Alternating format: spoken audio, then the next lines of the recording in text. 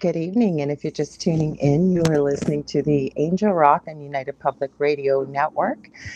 I am your host, Lorilei Potvin.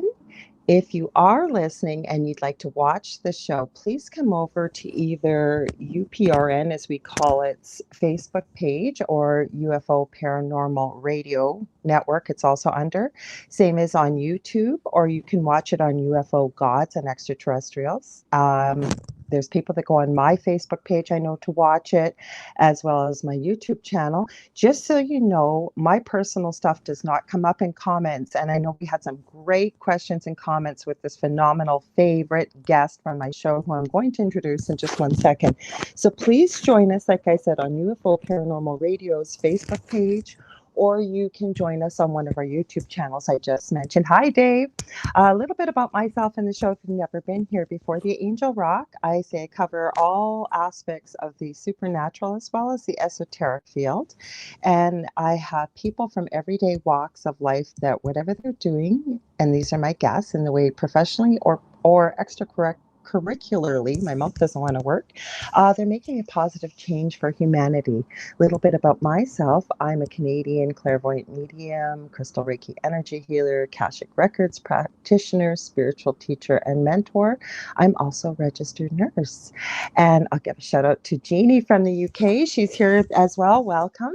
And this guest we just had on a few weeks ago, I know that my viewers and listeners love him. He is well known.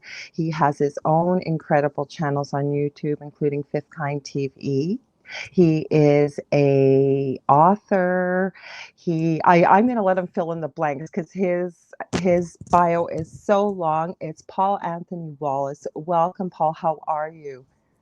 G'day, Lorilei. I'm tip-top, thanks. It's early in the morning, so I'm in Australia, so thank you. That's right, on the other side of the world, but it's great to be with you again. Thank you. It is.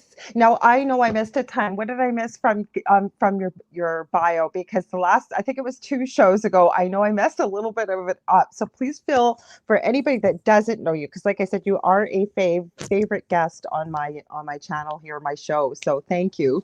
So what did I miss in your bio? Well, people know me for my Eden series, my books in the field of paleocontact. Mm-hmm. And paleocontact is the theory that our ancestors had contact with other civilizations, with ET civilizations in the deep past. Mm-hmm. And my route into that surprises a lot of people because my background is in church ministry. Mm-hmm. 33 years in church-based ministry as a church doctor, theological educator, training pastors, and as an archdeacon in the Anglican Church in Australia. That's like the Episcopalian Church in the USA. An archdeacon is one down from a bishop, and it's kind of a troubleshooting role. Mm-hmm. But it was the middle role, theological educator, that got me down the rabbit hole into the realm of human origins, human potential, and the question of paleocontact. And in particular, a topic called hermeneutics. And in hermeneutics, that's a new term for me. Go ahead. Sorry. I'll tell you what it means. Hermeneutics is the principles of interpreting ancient texts. Gotcha. And so that's something that I would train pastors in. And we'd look at things like form criticism, which is where whatever text you're reading, you have to ask, what kind of literature is this I'm reading? Is this a record? Is this a chronicle? Is it history with interpretation? Is it poetry? Is it apocalyptic? Is it prophetic? What are the clues in the text and in the context to tell you which it is? And then how do you handle it in the light of that? And then we'd also look at something called source criticism, which is simply where you ask, where did this text come from? Are we reading the original form? Does it differ from the original form? And if so, how? And if so, why? Because that reveals the author's agenda. And then always we'd ask the fundamental question, what do the words mean? And it was simply using those tools on certain anomalies and the stories we tell from out of the Bible that led me down the rabbit hole into the world of paleocontact. By addressing some key translation issues, I could see there was another layer of story hidden in plain sight in the pages of the Bible. And that was the beginning of my journey. I have one question for you, but it's going to lead into another. I wish that you could be teaching what you just put out there with looking at what we have for source material and the questions we need to be asking ourselves. Imperative, but I meant to ask you this the last couple of times. I've never asked you, so it'll be a quick answer. What exactly is a church doctor? Or I don't think I've ever heard that before. Well, a church doctor is not an official title. It describes different kinds of work that people do in churches. Sometimes they are called church doctors. They're often called consultants, ministry companions, mission companions, Okay. intentional interim. A church doctor is someone who goes and helps a church with a specific thing. Okay. And so a lot of my church doctoring has been helping churches to launch from scratch. And then some of it has been going in as a troubleshooter where a church has had a problem that it's not been able to fix, perhaps for decades. There's been some problem that is repeated that has been very damaging and destructive to the progress of the church. And every couple of decades it will repeat. Different people are involved, but the exact same thing will happen. And the cycle somehow has to be broken. You have to work out what is going wrong. Absolutely. How do we address it? And at the sharp end of this spectrum of church doctor assignments is the work of an intentional interim, where, for instance, you would go into a church where there's been perhaps 3 or 4 pastors who've gone in healthy, and then they've been invalided out with mental illness. Interesting. Or where for 30 years, all the children in the parish become sick. And so you know that there's something happening at another level. It's not just a political or a governance change you have to address. There's a spiritual layer to the story that you have to address. How do you shift that? Is there a demonic issue? I was hoping you were going to say that. Okay. Is it a demonic issue associated with the land or with the buildings or with something that's happening among the people? Or are there groups around the church that affect the health of the church? And so the church doctor has to go in, diagnose the problem, and then work out how do we address this? Because no denomination wants to send in a 4th pastor who's going to have to be invalided out or whatever it is, or keep caring for people whose children cannot stay well while they're in a particular church. So that's what a church doctor does. And when you do that kind of work, clearly it exposes you to paranormal phenomena that can be quite stretching to your worldview, because this isn't work that you're trained to do at theological college. You have to learn it on the job, so to speak. And so very often you're confronted with things that your training has given you no prep for. Wow. And then you have to go back to the texts and other people's texts and the folklore of people in the ministry and say, how do we approach this? And sometimes you just have to follow your nose and let spirit guide you, which is pretty much the only method there is when you're in that kind of territory. I'm going to have to ask you to come back to do a show about this another time, because I want to get to your book, because I've been seeing the reviews. I've been seeing all kinds of stuff, because even Jeannie Spencer went, wow, this is interesting. And every time I read your bio, I see this time, I go, oh, I forgot to ask him. I'm going to ask him on air. So thank you. That is fascinating. Fascinating. Because, even as a nurse or a medical doctor, whatever it is really in life, but I find that if we're talking about these kind of things, there's book work, but really where the learning comes in is life experience. And you are right that something like this, that you haven't been necessarily, this wasn't covered in the curriculum, you've got to rely on other people that have dealt with this. What's your experience? And I imagine speaking to a variety of people and then finding something that really fits the unique characteristics, I guess, of the church that you're working with. So this is fascinating. I hope you're. Oh, go ahead. I'll tell you a little story from this realm as while we're on a roll, because it is very interesting. Okay. I went to one particular church as an intentional interim, and I was in the weeks and months before I went trying to get some clarity, some guidance on how to approach this, because it was the most heavy duty church doctrine I had done to that point. Wow. And I kept getting the phrase, "You are going to make bitter waters sweet." And I thought, oh, well, that's a lovely metaphor. This is a mistake I often make, that when I get some resonant phrase come into my mind that seems to be from the outside, I assume it's a spiritual message. Right. And that's how I read those words, to make bitter waters sweet. And I thought, what a lovely metaphor for church doctrine. I think we're getting a little bit of noise off your mic. You are right. Thank Lorilei. you. I forgot. And Dell usually reminds me, it's my Super 7 crystal. Please forgive me, guys. And I forgot. That was the last thing. Give me a sec. Let me take it off. No worries. Hi, Carrie Longdock, who's saying hello to us. I told her you were coming, because she had some great questions and comments that we got into. Thanks, I will Paul, be for ready reminding for your me. Give me 1 questions. second. No, we got lots. I'll be ready for your questions, Carrie. And in a moment. I really appreciate it. Thank you, because I completely forgot about it. Go ahead. Sorry. No worries. So that's how I took it, that it was a metaphor for community healing. Well, I got to the parish and I was being shown around the parish, and it was full of images of water. And the person showing me around said, "Have you noticed all the banners and art here are of waterways?" And I said, "Yes, I did notice that." She said, "That's because the name of this suburb is the name of a waterway. All the streets in the suburb are named after rivers and waterways."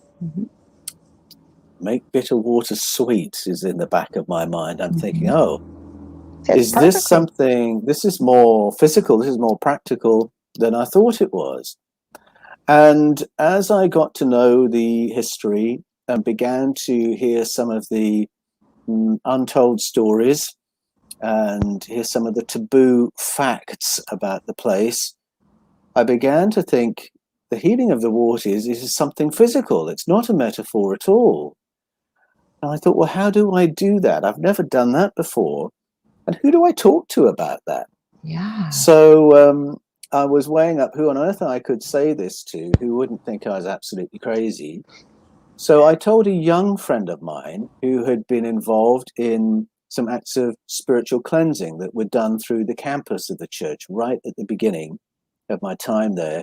And I knew he had an amazing sensitivity because, without going into detail, his contribution on those 2 days of spiritual cleansing, I knew related to actual objective things. He had no idea, but I could see he was absolutely on the money with the things he was picking up. So I thought, oh, well, I'll ask my young friend, we'll call him Jim. So I went, and he was a young guy, he was a graduate student. And so I just tried to say it idly in the conversation. I'm thinking of doing some prayer walking, I called it, around the waterways in the suburb. Oh, he said, and he suddenly sat up and he got out his tablet and he said, if you want to do that, you'll need to go here, here, here, and here. It brought up a map of the suburb. These are the 3 points where water enters the suburb. This is the 1 point where it exits. If we go to those 4 points, we'll have the whole suburb covered. And I thought, oh my goodness, I asked the right person. I had no idea. He said, I've been praying over this for some weeks. I had no idea. It was just a hunch that he was the guy I should talk to. The hunch proved correct. And then I spoke to the parish priest of the adjacent parish. And so the three of us came to a day where we simply went to those 4 points and we did everything we could think of, everything we could find in the Bible, everything we'd ever heard, every hunch we had, we followed to address the waters and seek to cleanse the waters. And if you want to know the punchline to this story, you'll have to go to my website. Good. And look it up in the explore section. But some very powerful physical things happened that showed that something shifted on that day. But it only happened because I was following my nose. I didn't have the method pre-packaged. I just had to follow the synchronicities and the guidance that seemed to come, and the outcome was incredible. I will add just to this very quickly, though, when we're dealing with evil, My story involves something that claimed to be demonic, gave me the name, gave me the spelling. In a dream I remember 16 years ago, like it happened 20 minutes ago. I was raised Roman Catholic, went to Catholic school my whole life. I'd been made to go to church. I'd never heard this name before, but I never forgot it. It wasn't very long, the name. And I eventually found out who and what this was, the name. But my whole point in saying this is they don't forget who you are. They never forget who you are. And especially something so powerful and the people that you worked with the physical characteristics that you're talking about. Now, speaking of intuition, not that I was very excited always about you coming on here. You know that. I'm getting goosebumps saying this to you. This is my sign for truth from spirit. And it may not come up tonight, but I'm going to put it out there. And anybody in the chat that wants to add their input. I work with two beautiful ladies with spirit. We connect, we get little messages, kind of like what's going on with the world. Is there anything that we could be helping with or interpreting it, what have you? And one of the ladies wrote something today. She left a voice message. We have a 3-person chat. And I knew it intuitively to ask you about this. And again, it may not come tonight, but she got the message that Spirit kept waking her up during the night, telling her how important this was. Do not forget this. And it had to do with a bunch of gold shooting through the sky, falling to the ground. But the thing that really stuck with me, and all what you've just talked about, interpretation of texts and symbology on the shows that we've done together, she kept getting falling upside down fours. I kept hearing, have a seat. And I'd have to look at my notes, the other thing, but have a seat. And I didn't take, oh, we're here. It's time. We are here. And I was going to ask if you had ever heard, I tried doing some research and I couldn't find anything. Have you ever seen a symbol like that before, ever before? And I'm not meaning to put you on the spot, or if you've ever heard of anything like this before, because apparently this is imminent. It didn't feel ominous. It felt positive. And I definitely felt an ET connection to it. Well, that was the only research I got, was some of the interpretations of the upside down four, the letters E and T came up. I forget what, I thought, isn't that interesting? It was after. I'll stop talking because I know you're It's going to say very something. interesting. I don't have any insight on Okay. upside down fours. Mhm. So we'll have to go away and do some homework and come back on that. Okay, but I told her and the other lady I work with, I said, you were coming on tonight. And again, we were laughing about how spirit always gives us little puzzles, like what you were talking about with that little statement. I said, I'm going to ask Paul Yes. on air tonight. And I knew that we may not have the answer right now, but I'm putting it out there for anybody else who may hear this and feel like they have some input. I'm open to hearing. But let's get into your book. Holy cow, Paul, this book out of I'm going to call it the trilogy with the Eden series. This has been incredibly well received. Not that your other books weren't, but let's talk about that. What's been happening with your book? And we'll get into it for anybody that hasn't heard about your incredible series, if you don't mind. Well, Echoes of Eden, from my perspective as the writer, did follow on from Escaping from Eden and The Scars of Eden. I've tried to write it in a way that somebody could come to that as their first Paul Wallis book, their first Eden book, and it will make perfect sense to them. And I'm delighted to hear feedback from people who have read Echoes first, and it works perfectly well for them as a gateway book into the territory of human origins and human potential.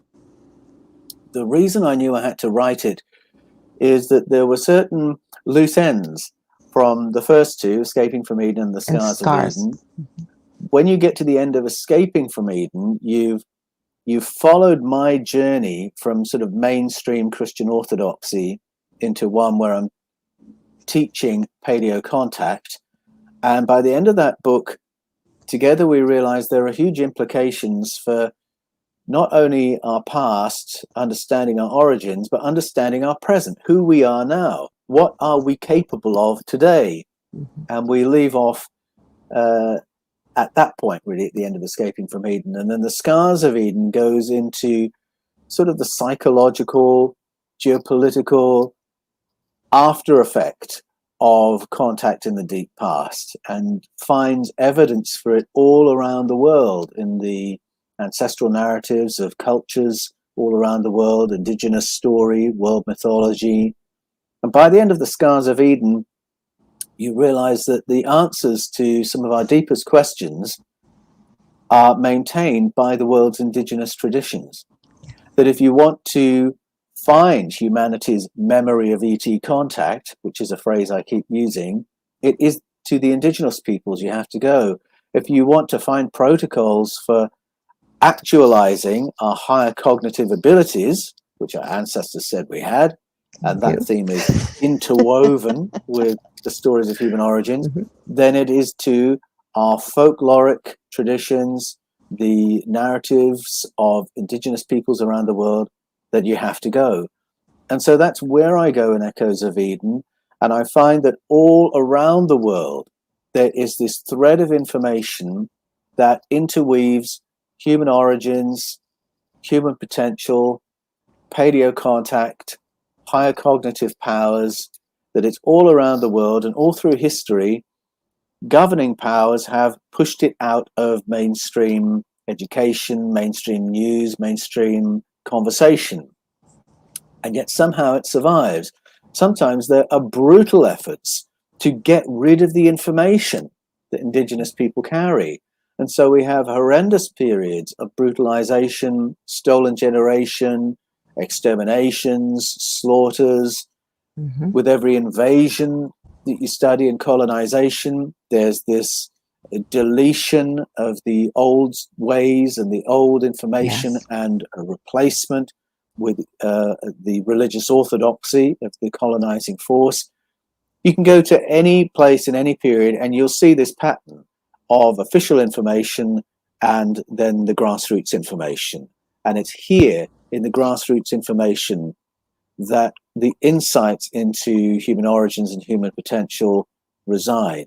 And so Echoes of Eden shows that pattern, shows how it happens, why it happens, and highlights the fact that the information is there for us if we're willing to reverse some of our prejudices and be willing to go to people who have often been the losers in the story of history, go to the marginalized and the suppressed and the persecuted indigenous traditions of the world, and that is where you will find the wisdom of the ages. That's sort of the message of Echoes, but it does it in a way that's full of story, full of humor, and full of bits and pieces you can actually do and take home and do something about. I love it. I'm going to comment here and then comment on what you said, because Dave Petrella said it may have about the 4. I'm going to back up a little bit, to do with Jesus, Jupiter. Jupiter's symbol is a 4. And Carrie says, she said this really resonates with her. I'm going to see what comes through. And the reason I'm going to tie this back to your book, this message, because I was thinking about, and I smiled when you were talking, because that was going to be something else I was going to say. What are the efforts that governments have gone to suppress this? And as always, Paul, again, not cold here. We're in summer, goosebumps, because I was going to ask you that, and you mentioned it. But that was part of this message I got from Spirit as I kept re-listening to the voice message from my friend, is enough is enough. We're here.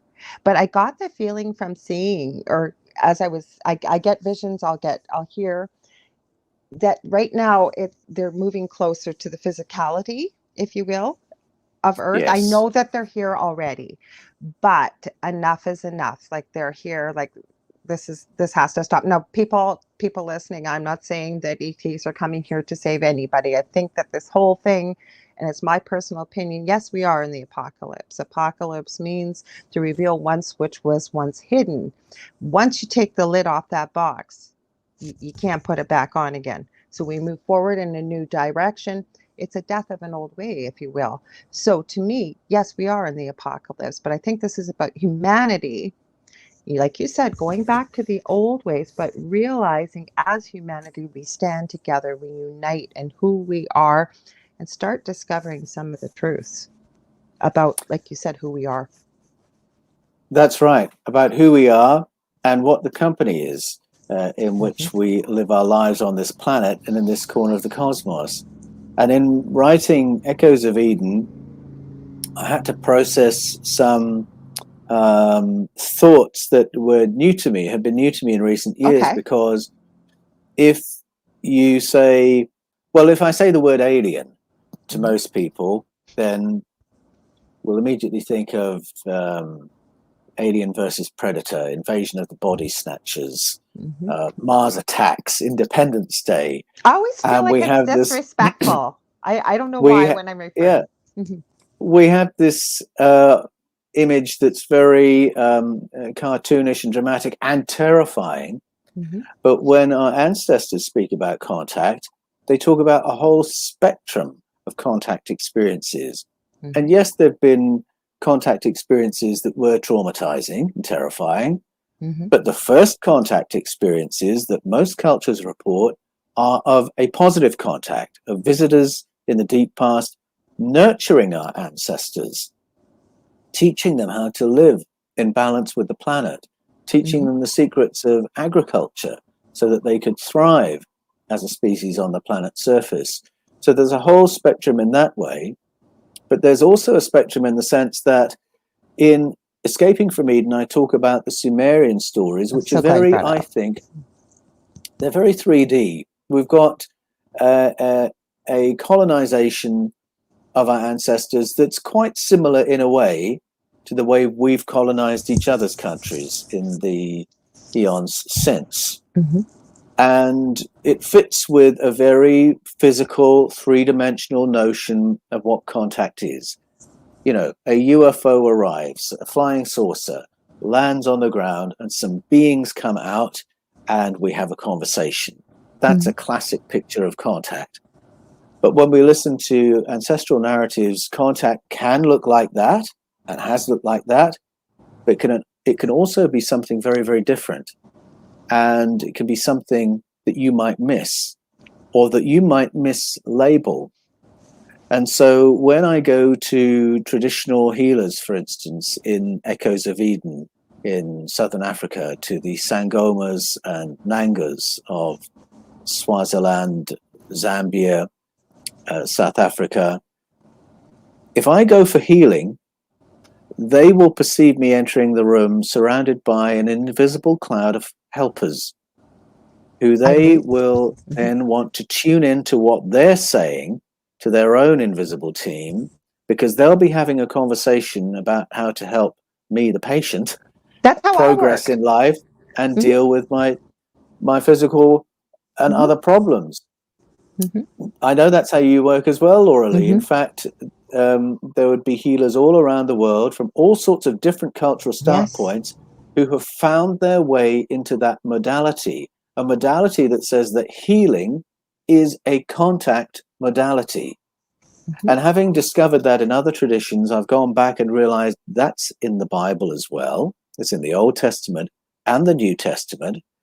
And what's kind of curious is that whether I'm talking to a Sangoma in Southern Africa or a traditional healer in Aboriginal Australia, or to the writer of 1 John 4 in the New Testament, there's often this slight agnosticism as to who or what the entities are who are providing the information.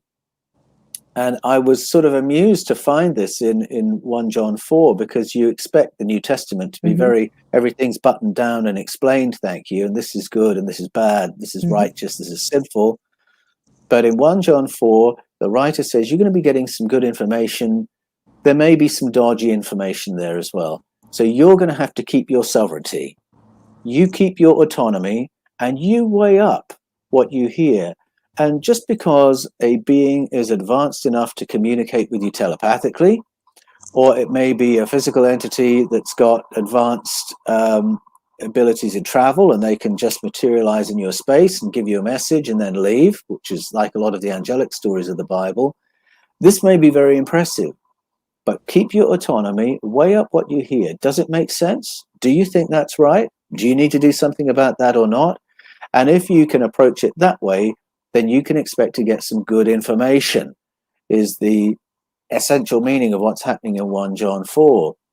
And what I found interesting is that's contact just as much as flying saucer lands Yeah. on the the lawn of the White House is contact. It's all contact. Our ancestors are completely comfortable with the idea that we've got heaps of company, that they are already here, and that it's really a sideshow to wait for some kind of disclosure from government authority to say we've got company, when in fact, at a folkloric level, we've known forever that we've got company, and we've known how to make contact in all that time. I was watching an interview. I think it was one of the documentaries you had put out with Matt. I think Matthew, I started to watch it. Now, I could be mistaken because I watch quite a bit of stuff because you've been on my partner Dell's show too.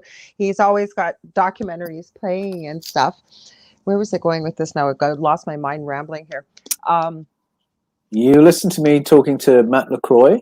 Is that right? Yes, some of it, yes. And it was very fascinating. Now, again, you got into quite a few topics about historical, like how far back in the different civilizations, if I'm not mistaken. Now, please forgive me if I screwed this up. But where I'm going with this is, and again, you may not have said it on this documentary, so don't quote me, but I believe that we are about the fifth iteration of humanity. And what I want to talk to you about is, do you find that yourself? Have you found this in your research where, and it sounded, and again, like I say, I don't want to say because I've watched so much stuff, but it sounds like we get to a certain point as humanity and then we create some sort of catastrophic event and then we've got to restart again. Have you seen any of that? Yes, certainly. I think by the time you get to Genesis 11, which is the stories of beginnings in the Bible, you've probably seen about 5 planetary resets. Yeah, that's what I was. That's you say it so beautifully. I'm sorry it took me so long to get there, but that's So what I mean.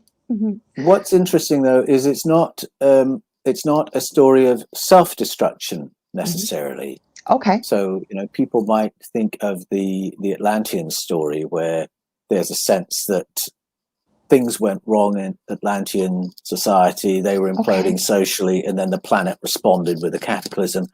And there is this feeling of, is there a lid on how technologically advanced we can get before something awful is going to happen? And perhaps growing up in the shadow of the A-bomb, you can see why that's such a resonant idea.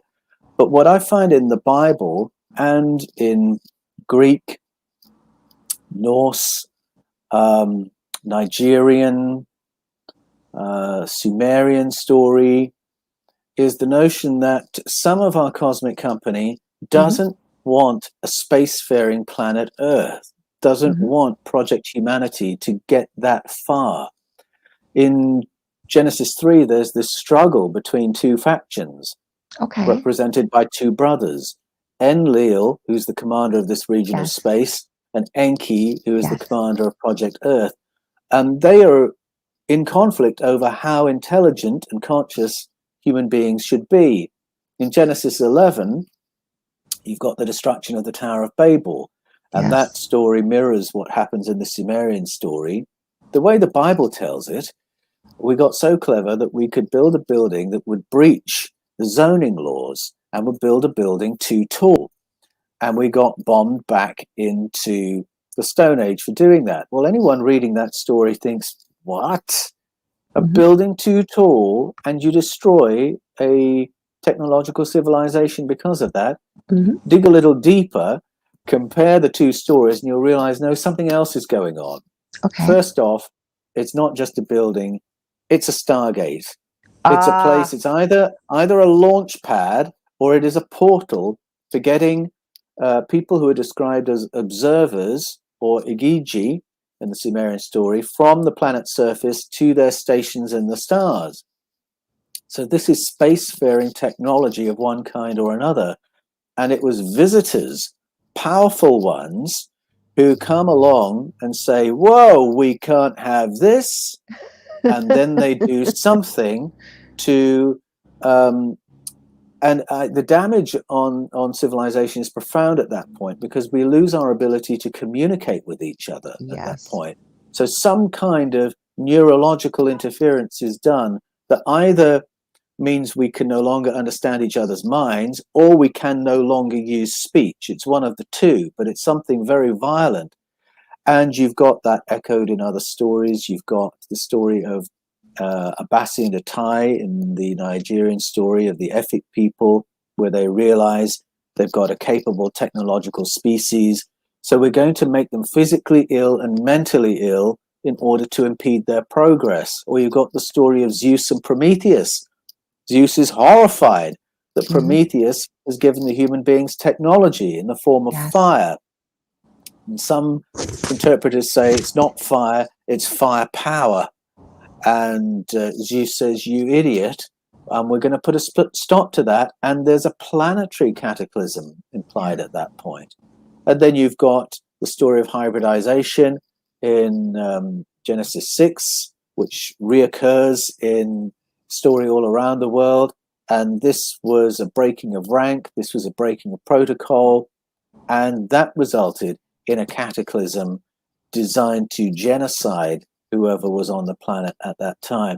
So you've got a number of stories that suggest human progress, and then we get knocked down by something external that doesn't want humanity that advanced. And this push-pull of how intelligent, how technological, how advanced, that conflict seems to represent itself in every age and every aeon. But certainly there's a story of previous civilizations in the Bible, and I would question whether all the civilizations have been human civilizations. There's a hint, for instance, in Genesis 9 and Genesis 11, that there was a civilization here on the planet before the separation of the continents.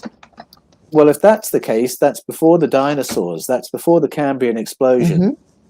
That's not us. That's somebody else. And that's even more intriguing. That is intriguing, because I was grabbing a pen. I thought I should have known better. And I was ready for this. I really was. Like, it wasn't like I was rushing around. I always have the pen because I come up with questions. I wanted to ask you, in your research or personal opinion, what the reason is why you believe that we can only evolve to a certain level, and then it seems, from what you've spoken about, I'm finding this fascinating, about why it seems we almost have a reset, because if it keeps happening, or like you said, if this was before the dinosaurs, it wasn't human beings, who was it? Or, like, why does this keep happening? Because when I ask that question in my mind very quickly, I keep hearing, because Earth is a school. We're here for the development of the soul. And that's all I got. Like I said, I'd have to go into a meditation with you, but I want to hear what you found. Well, yes, I think that is true. And a short period of time we're here too, compared to we are eternal beings, I believe, or souls, I believe. Mm-hmm. But then I would say that was true of all living beings in the cosmos. We're all here to learn something. We're all part of a cosmic learning journey. True. We are capable of going further as a race. Absolutely. And I think the agreement among ancestral narratives is amazing on this. The idea that we all have latent abilities in our brains that we can access, so that we can be more conscious, we can be more intelligent. So it's not like there's a built-in lid to keep humanity down. And that's why I stressed, I find a lot of stories of external interventions to slow the progress of Project Humanity. And that has to do with the non-human layer to the story. That has to do with what the ancients called the Sky Council, where there are obviously some body of arrangements and agreements among factions who have different views about how far they think humanity should go. That story of Genesis 3 repeats through the ages, where we've got factions wanting to assist us and support our progress, and other factions saying, no, we don't need them any smarter. We don't need them to know any more than they do. And I think that push-pull is even represented in something as prosaic as the congressional hearings or the Senate briefings, where within the Pentagon, there are people who want more disclosure and others who want less. It's all just an aspect of this covert layer of governance that decides how much is going to be allowed and encouraged on the planet's surface. But I think we have allies in the Sky Council, and I think we have company in the cosmos that is very comfortable with the idea of supporting our progress as a species, supporting our ascension, our becoming more intelligent and more conscious. And so that gives me a certain optimism for us. That's where I was going with that message that we started talking with the show with, that my friend had shared with me. That's what I felt like. It was like, I'm laughing and I'm smiling as you're saying this stuff, because I have an interview I did with a Canadian lawyer, believe it or not, never planned to get into spirituality or anything, claims he met his spirit guide on the street. And I tried like heck to post that interview last week. I couldn't. Everything I tried. So it's coming up next week. Finally, his name is Garnet Schilhauser. I've been talking about this interview on my shows. And he met this homeless man on the street. He said normally he would have walked around him. He'd been practicing law by this time almost 40 years in Calgary, Alberta, in Canada. And this man, he said, rather than walk around him, he said he was filthy, stinky, horrible hair, like just strings hanging, like really, really had a tough time. He said, but it was his eyes. They were this glowing bright blue. And he said the feeling of unconditional love was phenomenal. So this gentleman said something to him and went into a store, and Garnet went in the store to try and find him. Could not find him. And he said he couldn't let this thought go. The reason why I'm bringing this up very quickly, because it supports what you said. Long story short, he went back a couple days later and found this gentleman called Albert. And Albert explained that he was his spirit guide. Now, Garnet had never heard of a spirit guide, didn't know what a spirit guide was, anything. Long story short, he said he met him physically 3 times. They now communicate telepathically. And he brought up the Sky Council. That's why I'm telling this story. And I was smiling because I kept telling him in the interview, what gift you've been given. He was taken by his guide, he claims, to heaven, but to many of these civilizations around the world, many where he claimed there were humans. He got into the Sky Council. So I guess where I'm going to go with this is, what have you found with the Sky Council? Does it relate to your book as well, the newest book? How does it interrelate? Like, how do you tie this all in? Or are we just sort of going off on a different tangent, I guess is what I'm saying. And I want to pull it back to your book. Well, I introduced the Sky Council in Escaping from Eden. And this flowed on from my realization that this word Elohim in the Bible, which is the Bible's oldest word that gets translated as God, is actually a plural, and it refers to a multiplicity of advanced beings intersecting with humanity in the deep past. We get to stories of the Sky Council. It appears a couple of times. There's a moment in the book of, I think it's 2 Kings, where the prophet Micaiah needs to advise his king on whether to progress a particular military plan. And to give him good advice, he remote views what's going on in the Sky Council. And on the Sky Council, clearly, there are a number of different entities, some physical, if we cross-refer to how they appear in other moments, and some that would appear to be archonic, energy-based beings that sort of parasite off the energy of biological life forms. Okay. So that's quite a diversity on this council. What are they doing? They're fomenting war. And that is something the Sky Council appears to do in Sumerian story, Greek story, other stories around the world. So it appears there. It appears also in the book of Job at the beginning, where you've got 2 entities who are toying with a human being in the way a naughty boy in a magnifying glass might toy with ants.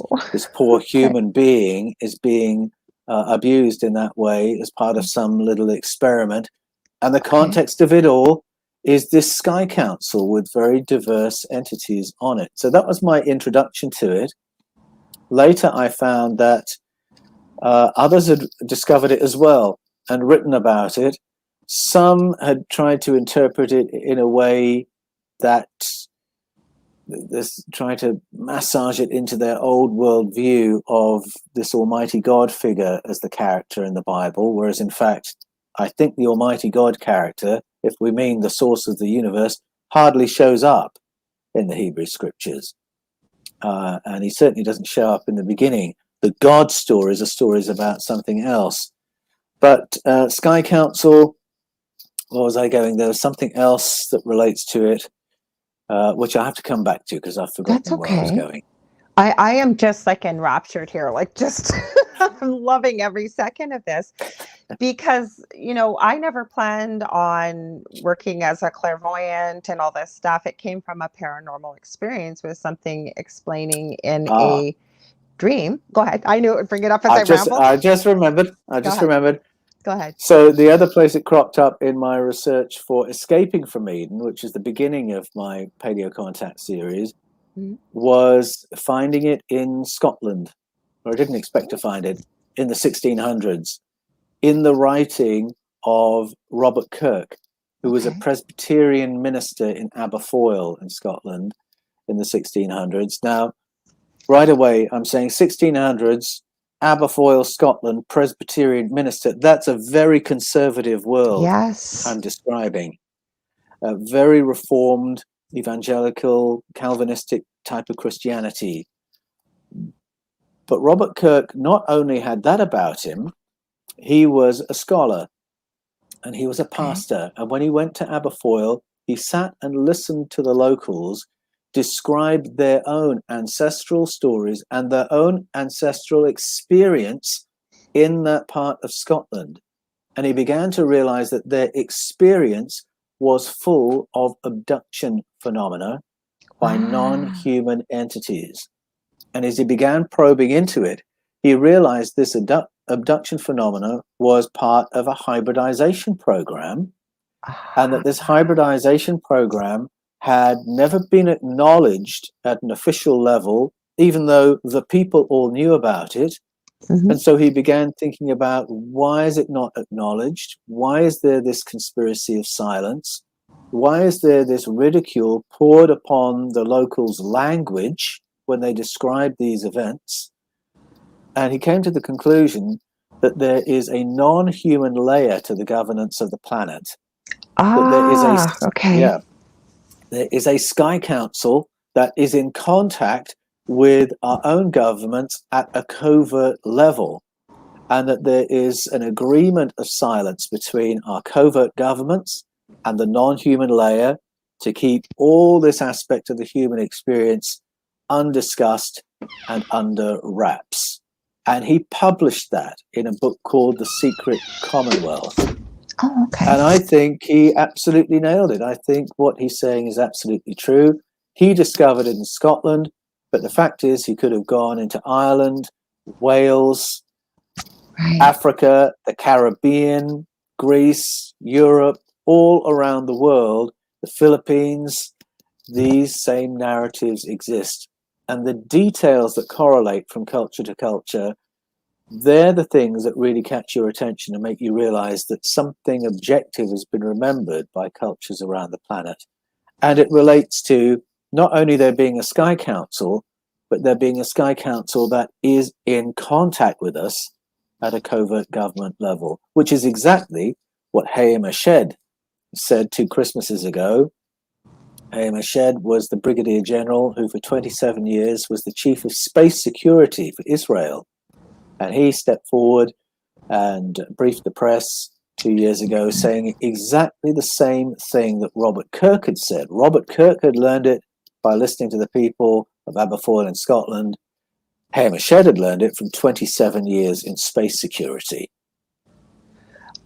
So many questions. Like I've been writing. My mind is just like blown here because not everything that you've said is a surprise, but it's like, you go back that far. What like I could certainly say today's governments maintaining the secrecy in exchange for technological advances or what have you.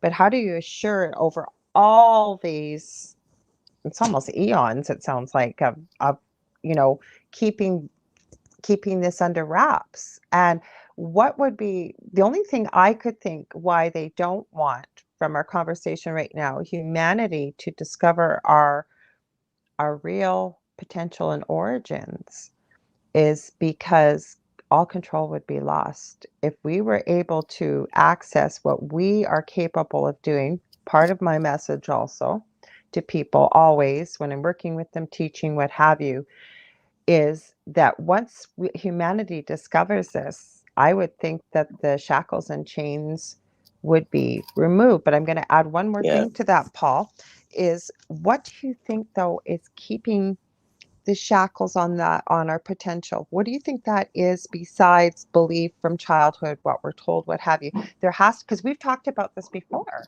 If somebody has had, say, been in a coma or had a severe head injury, and they wake up and all of a sudden they can speak a language you never spoke, or they're a prodigy, if you will, at the piano because they didn't even have any interest. Sorry, I know you've Yeah. got a great answer there. I'm going to stop right there. Well, if you go to the Mayan story from out of the Popol Vuh, it says that what keeps a lid on us is something in the environment, something that's been released into the environment.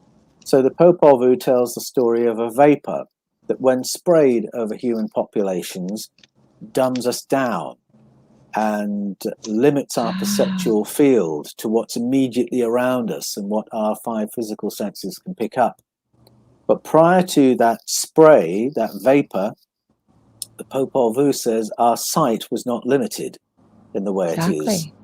So if you just pause and think, well, how is our sight limited?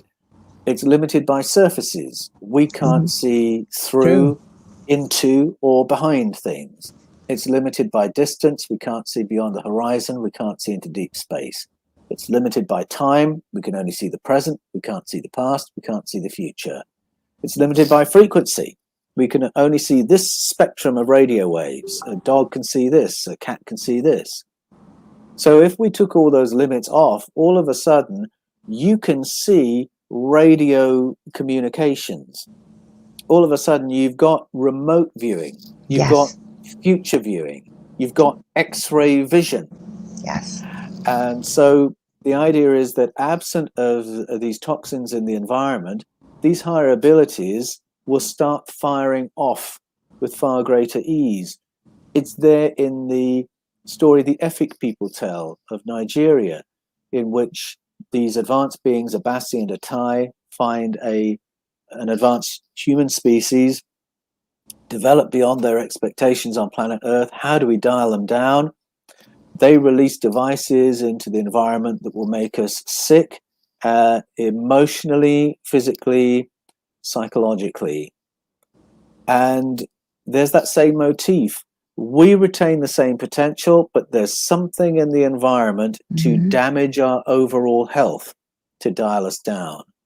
And there is a positive take home from that as well, that if you want to be maximally conscious and intelligent, make maximum progress in your life, then make sure your environment is as clean as it can be, that your water is clean, that your food is clean, that you don't live in a soup of electricity and internet, this, that, and the other. There's only a limited extent to which we can turn that down these days. But we can do things to ensure that we're grounded, earthed, and in as healthy an environment as possible, that we are as much in balance with nature as we can be, because that is the environment in which we thrive as human beings. That would seem to be the take home. That makes a lot of sense. Mind you, I'm thinking over the centuries what they could have sprayed. We could do a whole show on spray, what they spray now in the soup that we're living in. I always found it very funny. There was, about 2 years ago or 3 years ago, there was this documentary that came out called Earthing. It was like this phenomenal discovery for healing. And it's like, oh my goodness, this has been around for centuries, eons. That is not new. No, The not at problem all. was, the problem was we needed that movie because it was news to a lot of us. It was. It If was. we had listened to our grandparents or Mm-hmm. to our indigenous neighbors, we wouldn't have known straight away about earthing, that it's Mm-hmm. healthy to sleep on the ground, that it's healthy Very. to walk barefoot. If you go and visit a traditional healer, one of the first things they're likely to advise you is to take your shoes off. Mm-hmm. You're not going to get recalibrated in a healthy way unless you are connected with the soil of the planet. And Mm-hmm. so it is very, very old knowledge. But the reason that movie had to be made I is agree. a lot of us just didn't know that. No, didn't know it. And it's the way spirits always showed me as human beings while we're here is we are meant to be in balance. That means energetically, spiritually. I mean, it could go on, but they always, and this is actually big news to people that I work with. And I'm glad because we work with the people we're meant to work with. I understand that. But I always say, I get a lot of people coming to me that are so stressed. I'm stressed at work. I'm Yes, stressed. And so when you teach them how to ground, and then you talk about connecting to source, to spirit, whatever their belief is, the universe. And I try to explain it. The video that I shared this video with many people, these two videos on my channel. And I say, I'm not trying to promote my channel, but it takes longer to explain than it does because so many people believe that meditation, you have to be sitting up on the top of some mountain and sitting in the lotus position for hours and hours on end. Don't get me wrong, it's an incredible experience, but it's not necessary. But I believe that we're meant to run energy, if you will, through our entire bodies. I think that's why, the Chinese talk about whether it's qi or ki or acupuncture works or things like this. And then I teach people to send that energy, that stress, if they will, connecting. I call it Gaia. I say you can call it the sun of the earth, whatever, and let Gaia take that from you. We live on this planet, I always say, and then let her send all the positive love and energy back to you. And then she will take what you sent and alchemize it. And what I usually use, I don't get that complicated, but the relationship of plants and trees with us, right? And it's yes. so simplistic. People know that. Now, did you find any of that with your book at all, or anything to support that? Because I know you mentioned, and you're not going to give away your secrets. And guys, you need to go out and buy this book. I started reading it. I haven't had the time. I had gotten quite sick there for a couple months, but it got me on the first page. It just pulls you right in. So I don't want to give away your secrets, but you said there are some things in the book that will help people to take the lid off of these gifts that we believe still exist. Yes, there are some things. I don't want to give too much away Yeah, I because understand that. the purpose of Echoes of Eden is to get people to go and sit at the feet of their own local shamanic healers, Love it. indigenous elders, to find out what their own heritage is, and then go to the guardians of the folkloric traditions of their own heritage. And Okay. that's where the real gold is to be found. But I have learned along the way that to rediscover that you and I are actually part of the planet Yes. and part of the ecosystem. Mm-hmm. Often when we talk about the ecosystem, looking after the ecosphere, Mm-hmm. it's as if we are not part of it, that we are assisting it in some way. But no, we're part of it. Or And parasitic, we hear, depending on whose views. well, and depending on what we're doing. Yes, true. Um, but, to go back to the stories of first contact, first contact, as reported by many cultures, is exactly that, a tutelage in how to be part of the ecosystem, how to live in balance with the planet, how to eat the plants without destroying them, how to live off the plants and ensure there's a harvest next year as well. These are the fundamental lessons that so many cultures describe as being the input of beautiful visitors in the deep past. For me personally, the whole Eden series followed a time when I wanted to recalibrate depressurize, because just now you were saying how we diverted from our higher selves and our higher faculties.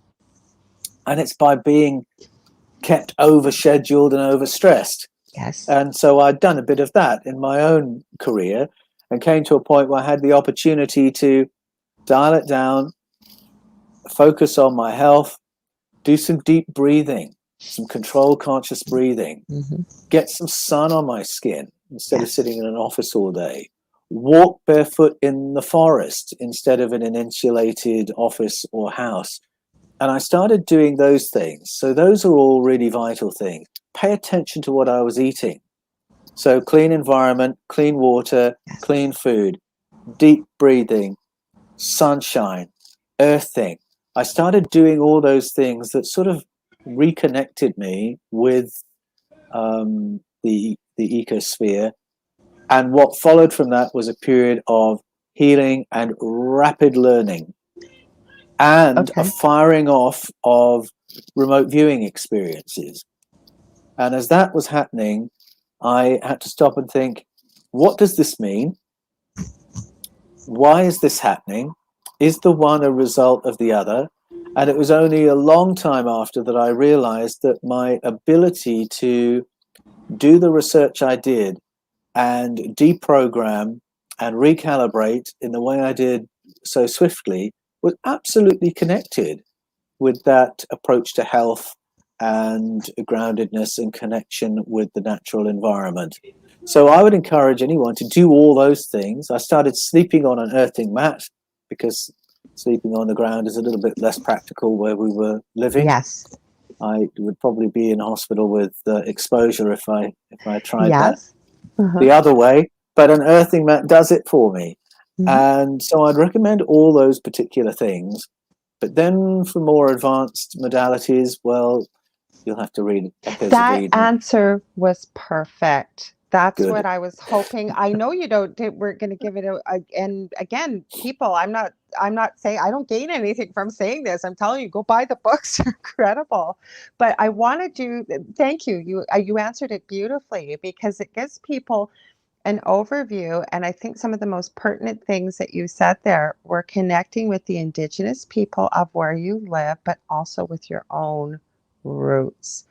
It's powerful. It's even things that I'll talk about when I'm teaching. And I really regret this with my own mother's mother.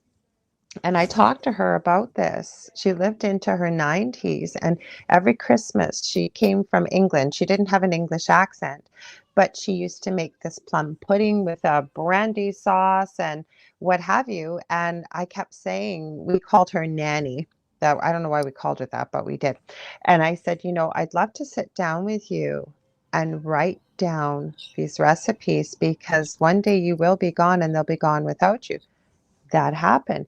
But I think from a young age understood, I always liked elderly people. To this day, I do. They have so much to teach us as I'm getting older myself. But Yes. the stories and the history. But like my grandmother taught me, which is a dying art, depending on where you live, how to can, how to preserve, how to make Yes, jam, of how to make course. jelly, Yeah. how to make bread. But what I'm saying is, I think that what you said was so powerful, including Paul. And I think with those of us that do teaching is you said yourself, you shared your personal experience that even though we talk the talk, we have to walk the walk. And you said it so beautifully there with what you did. So thank you for the way that you answered it. I really appreciate it. I resonate with what you say about your grandmother. Mm-hmm. And yes, Nanny is a traditional name for a grandmother in England. Yeah. So I had a nana and I had a granny. Okay. So Nana was my dad's mum, Granny was my mum's mum. Yeah. And Granny was the one in particular who knew how to pickle things, how to jar things, how to turn things into preserves. Mm-hmm. And I've talked in a few of my videos about my grandma and my grandp, who they lived in a run of houses with strip gardens behind them, and they all shared the things they grew and produced. Yes, we do too. And that's how they got through the very tough years of the Depression, because they knew how to produce their own food. And it's not just a matter of surviving and having food to eat when you don't have a lot of money, but they had the folkloric knowledge of, if you've been stung by a bee, this is what you do. If you just burnt yourself, this is what you do. And they would have all the natural treatments available. And being born when I was always very skeptical of all the things they could offer. And now I wish I'd been taking notes, just like you were saying, Lorilei, because there was the indigenous knowledge. There was the folkloric knowledge in my own family, as recent as my grandparents, and I should have taken notes. Now I have to go looking for it, but that information is still there and still valuable and still effective. But I think we're also meant to find things when we find them, or we discover it, or we learn it, or something happens when it happens. And even though there's times when things happen where we may not like what happened, sometimes they seem pretty awful. But I always say that if we can look back with perspective, even sometimes a couple of years later, and we look back, I always find it usually makes way for something either new or something that, it moves something out of the way to make room for something else that was needed to come in. Now, people talk about that being the universe, the whole bit. But is there something more to that in your studies and your research? Is this a gift that we have to manifest from, you know, ET, or how does that work? It, What's your thoughts? Well, it probably relates to what we were talking about before, with each one of us having an invisible team of helpers, Mm-hmm. where we will get nudged towards the information we need when we need it. But I think that certainly growing up in Britain and then living in Canada and then living in Australia, Mm-hmm. I've lived largely detached from information that would have benefited me to have known all my life. Mm-hmm. And there's been such a concerted effort to distance my generation, for instance, from the inherited knowledge of my grandparents, I think we're from the around the indigenous same age. knowledge. So I'm sorry, I didn't mean to cut you Okay, off. I was going to say, I think we're about the same age, and I have to agree with you. Sorry, continue. yeah. I was listening. So I think, plan A is that our indigenous peoples are not murdered, slaughtered, and marginalized and ridiculed, and we have this information with which to live life. Plan B is that our teams will nudge us back into a place where we can get hold of that information in the moments when we need it. Mm-hmm. And I think a lot of people would put their hand up and say, I think I'm on plan B, because I'm very aware of moments where synchronicities have happened, where I have been nudged, where I have met the person who gave me the information I needed. Mm-hmm. And so it's not that all hope is lost, but it would be very much better if we listen with respect to our elders and to Indigenous elders from the get-go, because we would all benefit from it. And that's really my purpose with Echoes of Eden, to get people to have an appetite for that and see the value of that. Well, I have to agree with you. And then Jeannie asked you a quick question. All I was going to share is when I was working before I hurt my back, I was asked to set up a diploma course at our local college here for registered nurses, and they're called registered nursing assistants at that time. And it was how to navigate the community, because you work on yourself by yourself. You can't call somebody in like in a hospital and say, what do you think? Do we need to call the doctor? You've got to have a knowledge base. I have to say, because where I live has such a rich Ojibwe culture. I'm smack dab right in the middle of Canada, 35 minutes away from the Minnesota border. So I contacted our reserve. It's only 10 minutes away by car. And I said, would you have somebody that possibly with shamanic, abilities, or, what have you, an elder that would be willing to come and speak? I have to tell you, I had that gentleman back 3 times. Every one of those nurses was rapt, sitting at the edge of their seat. And what was so imperative, okay, we deal with many Indigenous people that were ill because they're not maintaining their ways of life and the diet and what have you, the health issues, seeing the same things over and over, like you mentioned at the church, but with human beings. And when he got into that and how the history had been lost. He got into how they raised their children versus us, why within their culture, where I am, I can't speak for every culture. He said, we won't look into your eyes when we speak to you. So many things that as people that have not been raised in that culture would take another way. It was so eye-opening. I Mm. remember he even shared, and even before I got into this work, I've always maintained this was years ago. He brought a ancient secret painkiller type of medication, like a liniment you would rub on the skin. He talked about traditional things that were important about the earth, what have you. Just incredible. I've always had such a respect, and I've never forgotten that gentleman, his name or anything. Like I said, my students kept asking me to have him back. And I'm so grateful for what he shared because we were better able to take care of Indigenous people because of the knowledge he shared with us, the energetic exchange. He never accepted money for this liniment. It helped many people. Like my mother had fibromyalgia, and he gave me a bottle, and not expecting anything in return, but explaining about how equal energy exchange, if you will. The whole reason I share this is that's just my little piece right there that I'm sharing. So what you're sharing with in your books, I really hope that people can understand how important this is. Would you agree? I know you're going to agree, but if you can add anything to that, Paul.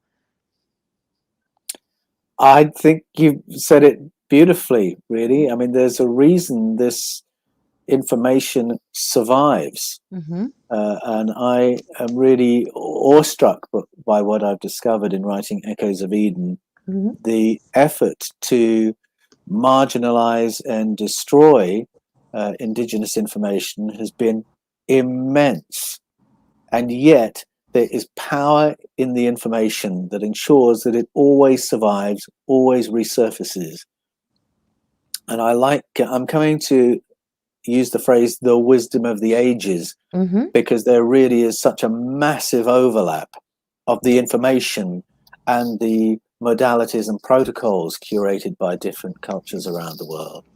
And I think that the wisdom of the ages really has a power to assist humanity in every Yes. generation. And there is some other dimension to the story that means the information will never go away, will never ultimately be destroyed despite every effort. And that alone, I think, ought to get our attention and our respect and have us sitting in exactly the way you describe, in awed wonder at what we're being told by these ancient traditions. We grow up in the education system with a basic prejudice that you and I are clever and our ancestors were stupid. Yes. And we just have to flip that and suspend all our disbelief, let go of all our prejudices about who is to be taken seriously and who isn't, and listen and learn. I have to agree with you. And if we could just see that we wouldn't be here without our ancestors. And again, I don't know why maybe it was the time for me to learn it, but being quite young when I learned this, but there was so much to be taken from people that have lived with experience with the Indeed. centuries before us, the what they share with us, and what is really fascinating to me, and then I'm going to share these two questions quick, maybe I'll say it, is that there's so many similarities around the world. Now if there wasn't some truth to that, and how would it exist for all this time to this day that we're having this conversation? And with the amount of research you've done to be able to see, the similarities, there has to be some kind of truth to it. Assuming that they didn't have the technology that we have today, right? Well, that's right. And then some people groups who deliberately walked away from technology. And I think Mm-hmm. that's part of the Aboriginal story in Australia, for instance. And our prejudice is if we look at a people who've made that decision, then we don't have to take them seriously.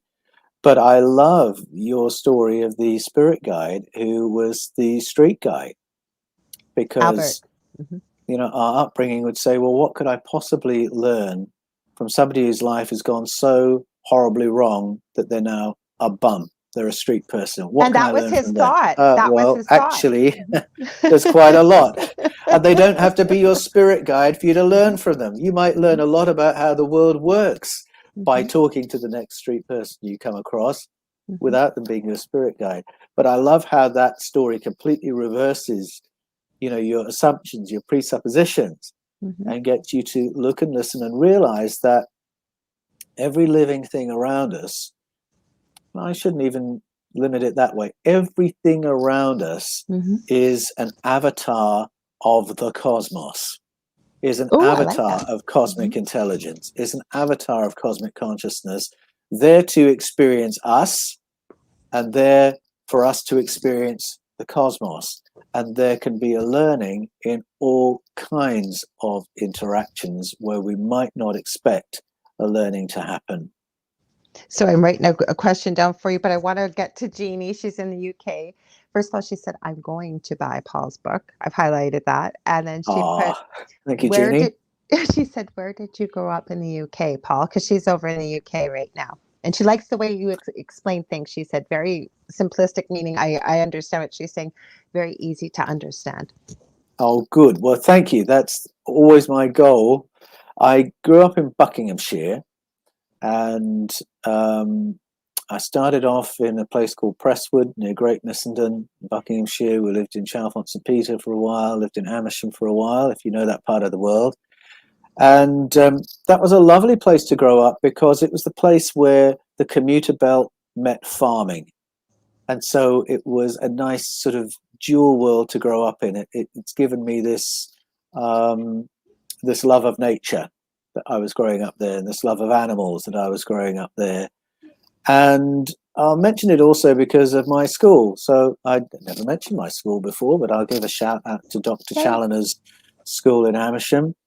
And I'm grateful for that school because somehow or other, all those I'm still in touch with the school, we all speak in a certain way. And it's when you try and think about what you're going to say before you say it. And I don't know how that was inculcated into us, but it was. And I think it's probably stood me in good stead as a writer. So those are my roots. Buckinghamshire is where my roots are. But I lived for a while in the city of Bath, which I absolutely love. Lived in Nottingham when I was studying theology.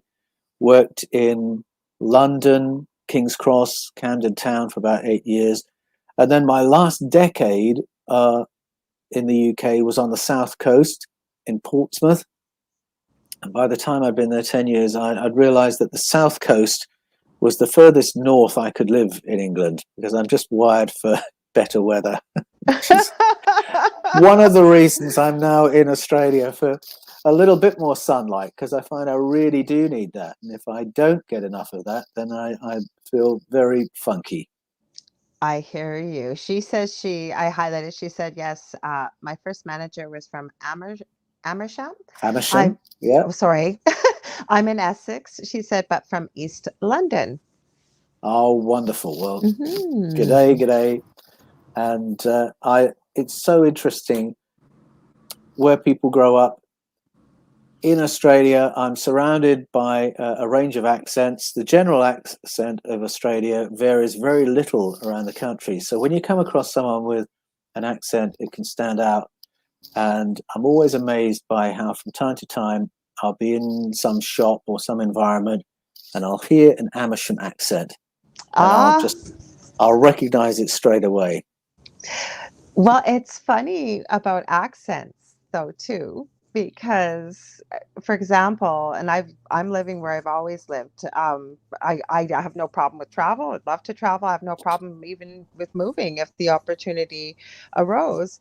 But for example, people from the area, and this is with no disrespect for anybody listening, in Southern Ontario, for example, I can tell when they're from Southern Ontario. I can tell just by certain words that they say, just probably like you say. Well, there is a very distinguishable difference with people with accents from the UK or from England even. When people say where they're from. Yeah. So Canada too, though. I mean, some people like Newfoundland, I have no clue what they're saying, so I don't know how anybody else would. I missed out Canada in my story because my mum and dad moved to I Canada and remember you lived said there that. Yeah. with my brother for 10 years. So that's been Mhm. part of my story as well, commuting between the UK and Montreal. Oh, wow. Wow. I've been to Montreal. I find that the province of Quebec is, and I promise we won't stay on geography, too many more interesting things to talk about. But the province of Quebec, I went on a French exchange. I believe it was for a month when I was 14, and stayed with a family. And she came here the following month. And they didn't speak any English, so I had to learn how to speak French.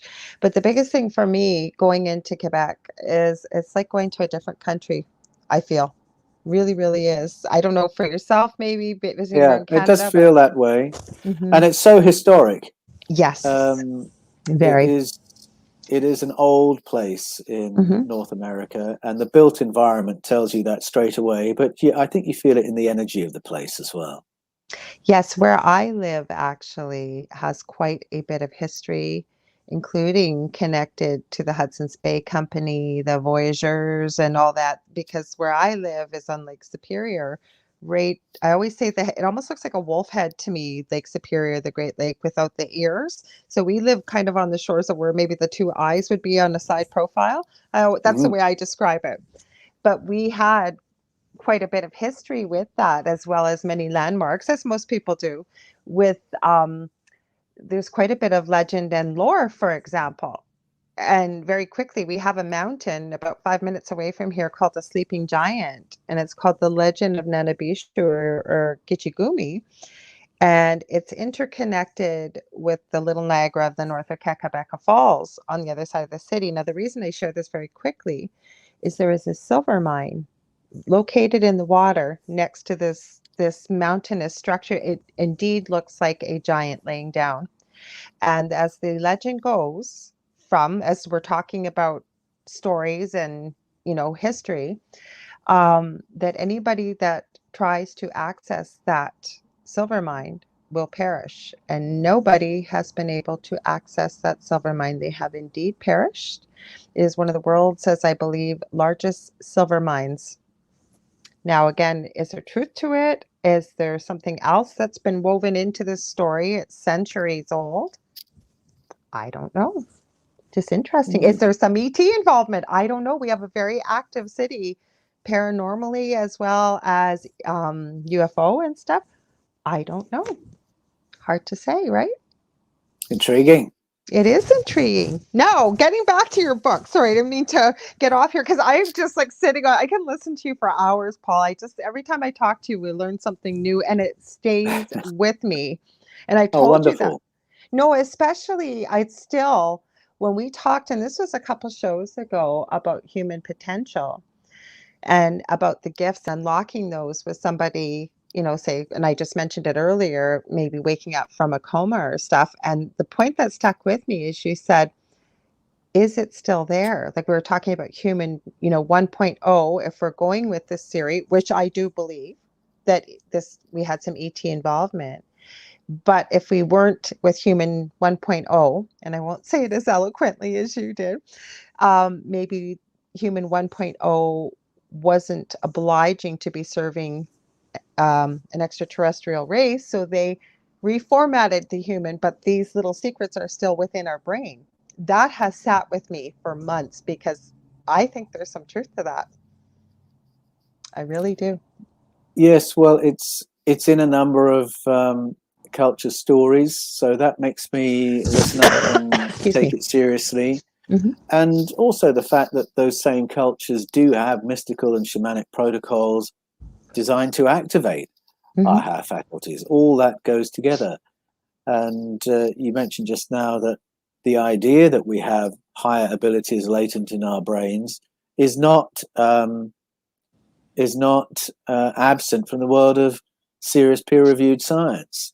Mm-hmm. As soon as you start studying the phenomenon you referred to, acquired savant syndrome, you'll learn that peer-reviewed neuroscientists around the world are asking these questions. How Mm-hmm. come higher faculties are in our brains in the off position? that they can Yes. be knocked on by accident? And can we access them without a brain injury? And Mm-hmm. I think our ancestral narratives say, yes, we absolutely can. No, we didn't get into this the last time, and you've brought it up. And this is something that I have found absolutely fascinating. Remote viewing. We were going to, you've talked about it in your books a bit, I believe, because some of the questions. Can we talk a little bit about how does that come into play? What did you find out? What did you share? Well, remote viewing is one of those things that I think a lot of people, if they're in an amenable social environment, will admit they've had a glimpse of. They've Yes, I had a have. glimpse where they knew or they could see something that was happening in another place, and they're not quite sure how they knew it or how they saw it. It was just a little flash. I think it's quite common. And when I was doing my sunning and earthing and deep breathing, I was Yes. finding I was getting more of these remote viewing experiences, and I just wasn't sure why it was happening. It didn't fit into my paradigm for ministry. It wasn't information the Almighty was giving me so I could go and minister to a person. It was just happening randomly. That I'd be on the phone and I would know what the person looked like at the other end of the Yes. phone, and then it would be Mm-hmm. confirmed. Mm-hmm. Or someone would talk to me about another Mm-hmm. person and I'd know what they looked like and how Mm-hmm. tall they were and how they walked. I didn't need to know, it wasn't relevant in any way. And then a couple of weeks later, I see the person in real life and recognize them from what I've seen in my mind's eye. Mm-hmm. So I've had a few experiences like that of my own. And then a couple of years ago, I was doing an experiment with, in the book, I call him Carl, and he was 6 years old, and we're doing blindfold training. Now, we were doing it because I'd seen it in a movie where Mm-hmm. people could read blindfolded. And I wanted to know, how real is that? Is that really possible? And if so, how does that work? So I was in a room with Carl, 6-year-old, blindfolded. The beginning of the experiment, all he could see was total darkness. And then after a little while, he could call the color of cards being held in front of his face. And then after a while, he could call the color of cards being held behind his head. And then the order of cards when they were stacked behind his head. And so as this progressed, this experiment, I was just running out of explanations for how Mm-hmm. this could possibly work. And then from out of the blue, the trainer, his name is Bodan, said, "Carl, what am I holding under my desk?" And Carl said, "Oh, I see two rounds of black wire and glass, and then I can see two lengths of black wire." And Bodan says, "Yes, Carl, you got it. Black wire frame spectacles." Now, those specs were under the desk of a trainer. It was off camera. He was in a different continent to us. So all my explanations of color receptors on the face, that doesn't work. That's remote viewing. How had we just gone there? So I've had these sort of piecemeal experiences of it myself. Now, through my study, I realize not only is it a notion in ancestral story, so we talked before about sight not being limited, according to the Mayan story, that our ancestors had sight that was not limited. I can find it if I go to Aboriginal elders, and they can do it. They can do remote viewing. Mm-hmm. And then as I researched Echoes of Eden, I realized this isn't just something that's part of shamanic life or ancestral narratives. It's actually been a program within US intelligence since the 1970s. They Mm-hmm. have employed people to do remote viewing in order to obtain information that has strategic intelligence value. And the US intelligence departments have had that because they found out that the Soviet Union had it. Oh, yeah. And then I discovered it was not new in the 1970s. In fact, when Queen Elizabeth I laid the foundations for Her Majesty's Secret Service, MI5 for intelligence, MI6 for counterintelligence, Mm-hmm. the very first thing she wanted was a remote viewing department. because her own scholarship had led her to believe that was entirely possible and would be the most economic way of knowing what her enemies and allies were thinking and planning. And so I go into the story of that in Echoes of Eden, how that department was staffed, what they did to achieve remote viewing, and then look at the parallels between that experience and the 20th to 21st century experience of it in US and Russian intelligence. And I give some case studies of interesting moments when it's worked in phenomenal detail in ways that are totally inexplicable by the conventions of Newtonian physics. And once you've seen it done, once you've experienced it, once you know it's something our governments invest millions of dollars into, it takes you to some really fundamental questions of what is space? What is consciousness? If remote viewing is possible, then space and consciousness are not what we usually think they are. There's something else going on, and it takes you down another rabbit hole. I love it because I agree with you with remote viewing, and people, you can do this. Now, I've had arguments, love him dearly. Joe Montaldo, who owns our network here, and he's got his own great shows, got UFO Undercover and Gray Zone Uncensored with Michelle DeRoche. And he has told me that, no, you can only use remote viewing for seeing big things. Well, I have trained, there's a Dr. Chuck Kennedy. He has a team and he works together. I think they have a 93% accuracy rate. It's been measured. But what they do is they work on cold cases, finding missing and lost children as well as people. And I took the first part of his course. So anybody can do this. There's another one, Lori, I always get her last name. She trains with Lynn Buchanan, who is part of the U.S., you know who he is, but for listeners. Yes. U.S. military remote viewing, which they claim is now defunct. My thoughts are, no way, not something that valuable. No. They're not going to get Exactly. Why would they discontinue something that was giving them information with strategic intelligence value? I agree with you, Lorilei. I just think they subcontract it these days. Well, there's a movie out there, The Men Who Stare at Goats. It was based on the remote viewing team and Lynn Buchanan. You can find videos for those listening on YouTube, him talking. He still teaches with Lori. And Lori has a page, I forget what it's called look up remote viewing on Facebook. She runs a free 4-day masterclass and she kind of get you started on it. There's various different kinds and types of things. But my whole point is you can be taught. Like, I've run out of time, but there's been times when I've tried it and he gives you a meditation. I'm talking about Dr. Chuck Kennedy, how he taught me, and I liked it because eventually as you practice and work with this, he's taught people how to go and remote view and check if there's a body found, about, is their heart still beating? Are they alive? What day did they, like, really succinct information, forward, backwards in time. So there's no limitations. I mean, you can see anything you need to see. This is what the argument with Joe was, that you can only use it for certain things. There are no limitations. And I'd love to hear your thoughts too, Paul. It sounds like you agree. There's no limits.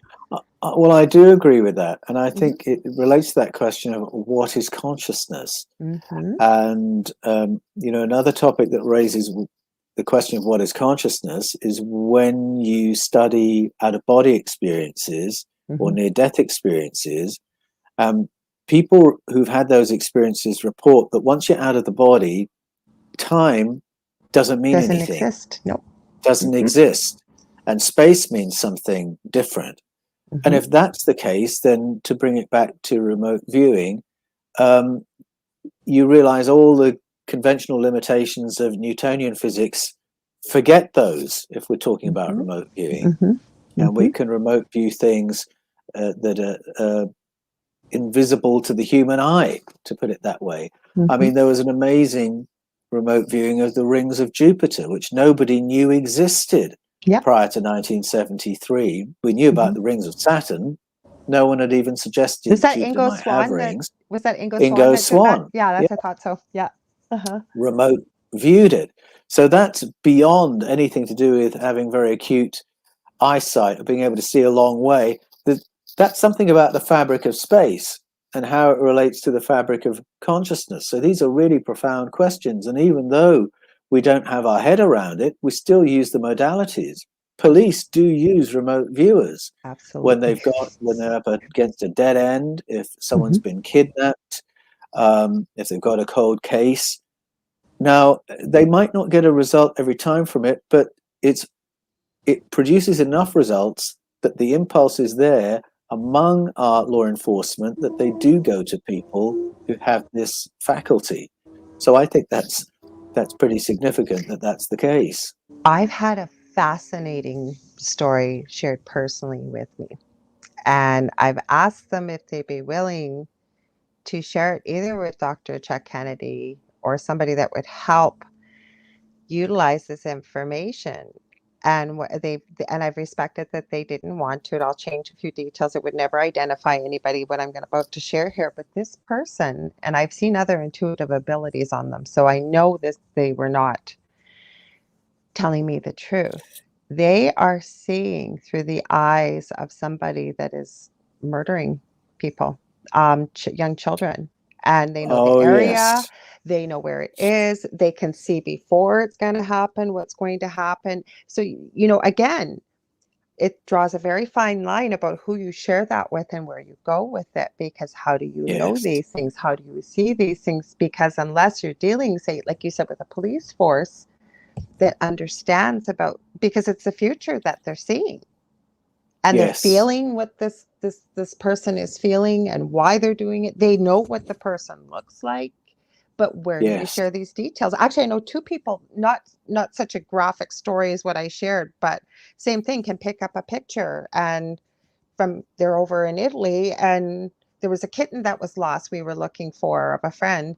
They were able to pinpoint the streets using Google Maps. I mean, I live in a city of 100,000 people. They've never been to Canada. They were able to do it. Wow. How do they do this, right? Mm-hmm. Yeah, that's amazing. There's a really amusing moment in the history of the remote viewing um, work of US intelligence. Mm-hmm. There was a new chief of staff who came in. He was a little bit skeptical about it. Yeah. And so he knew they were paying remote viewers to do this stuff. Mm-hmm. And he wanted to have some kind of a control group Mm-hmm. to get a sense of how effective these other people were. So he brought in some random others who were not remote viewers Mm-hmm. and gave them the same exercises they were giving to their experts. And they could do And it. they could do it. Uh-huh. They could do it. And so one of these random others who'd been brought in Excuse me. became Mm-hmm. part of the program that way Mm-hmm. because she was every bit as good as the Mm-hmm. ones they were already paying. And I love that because that does seem to suggest we all have this.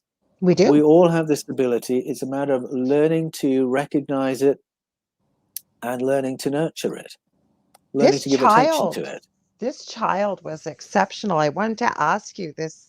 Did you say Carl as a 6 year Carl, old? yeah, What yeah, was your deductions as to why was he naturally very intuitive? Was he gifted? Because yes, I agree, but with that level of accuracy, space and time makes no yeah, difference. We're looking into quantum physics. It's proving that. Same as when I yeah, do a reading with someone halfway across the world, or you'll get people in my city saying, well, don't you have an office? Can't I come in? I don't need an office to work with you. Like, I don't. But my point is, and I hope that didn't sound egotistical for people listening, I didn't mean it that way. But there is no, like, we're talking about this, there is no space and time when we're dealing with this kind of stuff. So back to Carl. What were your yeah. thoughts? Like, why did he have such a level of accuracy? Well, it was interesting Mm-hmm. because I saw Carl do this experiment. His older brother, their older sister. Carl was the best, and I Okay. think his advantage was that he was 6, Okay. and that Makes a was lot of my sense. big take home from that. That Mm-hmm. the youngest got into it the fastest, found it the easiest. The youngest was the only one who could read blindfolded out of the 3, Mm-hmm. and all I can say is there's something. First of all, he hadn't had as much entrainment as the older ones, Mm-hmm. into what's possible and not possible. Yep. Mm-hmm. Although none of them were surprised when impossible things happened, to give them all due credit. So there's that aspect. But I think also our brain waves are a little bit different at that age. Absolutely. And I know with my own kids, I've got a boy who's 7, and he will often just speak out loud a thought that I've thought in the privacy of my brain, 30 seconds before. Yeah. And what he will say is not a 7-year-old sentence or a 7-year-old thought. It's my thought he's just spoken. Mm-hmm. And it'll often be my 7-year-old who'll come running and say, "You called," and I'll say, "I didn't, but I was about to." So I just think at that age, there is a natural sensitivity. They are wired for learning and absorbing information at that age. Absolutely. And so I think everything is in the on position for them to see things others of us who are older might not see, or we just might zone it out. We might not give attention to it. I can think of other experiences where my kids have seen things that I haven't seen. I was going to bring that up. Because they're that age. Because their brain waves are operating at that frequency, and they're picking up on things that mum and dad would miss. I will tell you that when I'm working with people with a paranormal situation, for example, I always say, listen to what your children are saying, especially younger children, what they are seeing, trust what they are saying and they are seeing, as well as your animals. Because I truly believe, and when we start to get them to about the age of 7 or 8, that's when some of these abilities start dropping off. So my next question is, because I think that was powerful what you just said. At that age, these abilities are switched on. Wouldn't that be powerful if we both have an idea being parents of what's probably switching it off, but if there was a way to maintain that switch on, Yeah. right? Mm-hmm. Well, I think I'm no expert in this. I'm just feeding my way forwards in this, but I certainly encourage my kids to trust their own perceptions. Me too. So if my kids say they've seen something, then I'm not going to be one who says, "No, you didn't, honey," or "Are you sure you did?" Yeah. "Are you sure that wasn't a dream?" or whatever. I will listen to their experience first before I start deciding what I think it is. I want to know what they experienced, what they heard, what they saw. And I think encouraging our kids' creativity and imagination is another way of keeping some of these valves open, if I can put it that way. I always ask my kids what their dreams were. Yes. And one of the reasons I do that is that I've learned for myself that when I wake up, I think most of us, when we get older, we remember fewer of our dreams for some reason. But there'll be a few that will, cut through the fog, we'll remember, and we'll think, "Oh, I wonder if that was about something." And I've found that when I wake up in the morning, as soon as I wake up, I will have some memory of what I've been dreaming. Agreed. And it's while I'm in that waking up state, that liminal state. The sweet spot. Exactly. So what I've trained myself to do is to stay in that spot as long as possible, to remember the dreams as long as possible. If I've got a willing family member, I would tell them the dreams while I can remember it, because I feel that I'm holding my brain waves in that liminal space for longer by holding onto that memory, looking at what I'm seeing, repeating the auditory memories. And so I encourage my kids to do exactly the same thing, because I think if you can do that, you can practice holding yourself in that liminal state, and you recognize what it feels like when you're in that liminal state. And as a preacher, I can recognize it and say there have been many moments through the years where I've been preaching in perhaps a church where I'm a guest preacher, and then I'll go into an extempore section, and I know the feeling. I'm now in a liminal space, and I'm not sure what I'm going to say. And I know that at the end of the sermon, there'll be a line of people saying, "How did you know that about us?" Because I I just love it. recognize the feeling when I'm Mm-hmm. in that zone. And it's the same feeling as when I'm holding on to my dreams. And so that's a very long-winded way of saying I always ask my kids to tell me what their dreams are, because I think it helps to keep those connectors present.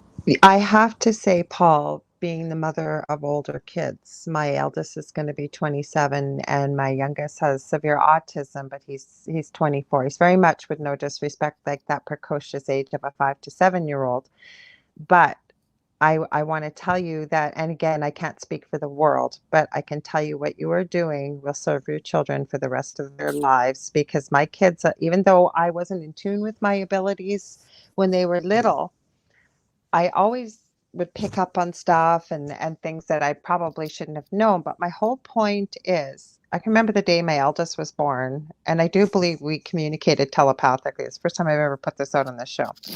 To this day, my son, excuse me, he's part of the LGBTQ community. Not that it matters in any way, but he's not overly effeminate, but he'll play up this voice with me because we are so in sync. Now, I know that comes from parents to children, but he'll say, "Woman, get out of my head," because we will finish each other's sentences and what have you. And this one too, not so much, but there's a lot that's implied because he's my youngest is limited with verbal and auditory communication. But my whole point of this is my two boys, I did the same thing. Also, is they made it very clear, both of them, they could communicate with animals. To this day, Yes. they can Yeah. communicate. They're teaching me how to do it. Yes. So you are doing a wonderful thing. Well, my daughter is like that. Mm-hmm. And just to pick up on the telepathy point, Mm-hmm. when you have a baby, your first go-to for language is telepathy, Yes. because Yes. you don't have the verbal. Mm-hmm. You are trying to learn all the body language of your baby, Mm-hmm. but you and baby are both willing each other to understand each other. Baby Yes. wants you to know what baby needs, Mm-hmm. and so it's our first go-to. Mm-hmm. You mentioned talking with animals. My daughter Evie's like that, and Aw. another thing I do is to try and encourage their imagination. And there is a crossover between imagination and receptivity to information that's coming from the They wider go hand field. in hand, I believe, though. They absolutely do. Mm-hmm. So I think if you don't know how to connect with the field, then just encourage your and others' imagination. And I was one evening, I went upstairs to check on the kids before going to bed, make sure they were asleep. And my girl Evie was 10 at the time. She wasn't asleep.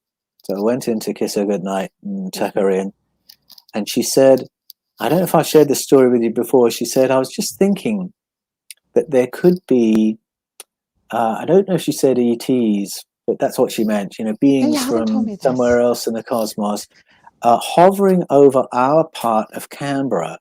Mm-hmm. And I imagined that they were laughing at us because we live on the surface instead of underground. And they were laughing at us Wow. because everything we use is stuck to the ground because we haven't worked out how to master gravity. Wow. And I thought, oh, crumbs, that's quite an advanced thought for a That's 10-year-old. She powerful. said she imagined it. And I said, yeah, I can imagine that too, Evie. And then I said, and that could actually be happening, couldn't it? Mm-hmm. And she said, yes, I thought that too. And I thought, oh, I'm so glad I said that, because what she was Mm-hmm. telling me was she believed that was happening right now, but she Mm-hmm. didn't want to say it straight out. She Yes. said, I can imagine. Mm-hmm. I said, I can imagine it too, and that could be real. And then she said, yes, I think so too. And so that made me realize that imagination and perception of things beyond our immediate realm, they do go hand in hand. And if we want our children to maintain their higher faculties as they grow up, Yes. then encourage their imagination, encourage them to speak it, Absolutely. encourage them not to expect that we will put what they said in some tiny box that makes it irrelevant. You handled that beautifully, and I love that story. We are out of time, Paul. I hope you will come back. Like I said, there was people talking about what we first talked about. I could talk to you for hours. I'm so grateful you were here. Where can people find you, your books, your channels, everything like that? You can find me on the Paul Wallis channel on YouTube and on the Fifth Kind on YouTube. I'm in the comments every day having conversations with people. And for my books, you can go to Amazon, Kindle, Barnes & Noble, Hive, Book Depository, wherever books are sold. You'll find Escaping from Eden, The Scars of Eden, Echoes of Eden. And if you want to get into conversation with me, you can come to my website, which is paulanthonywallis.com, Anthony with an H, Wallis, Wallis, paulanthonywallis.com, where I do coaching and get into conversation with you there. I am so grateful. I hope you will come back every time. Like I said, I'd love to. I love our conversations. So do I. My audience loves the conversation. I know I got to go to my Facebook page. Everywhere else, there's going to be a ton of questions and comments, and I love it. If you guys want to find me, you can find me on facebook.com/The Angel Rock. I've got 2 groups on Facebook. I'm on all social media profiles, YouTube channel. But the 2 groups are Paranormal University for all things paranormal, Angel Rocker Tribe for more of some of the esoteric things we talked about tonight, but they kind of intermingle.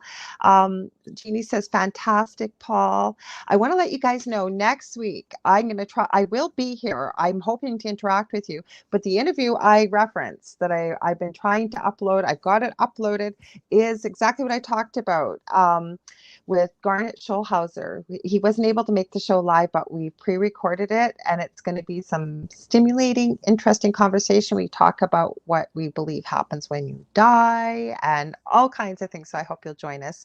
So be back next week, same time, same space. Paul, I can't thank you enough. I love talking to you.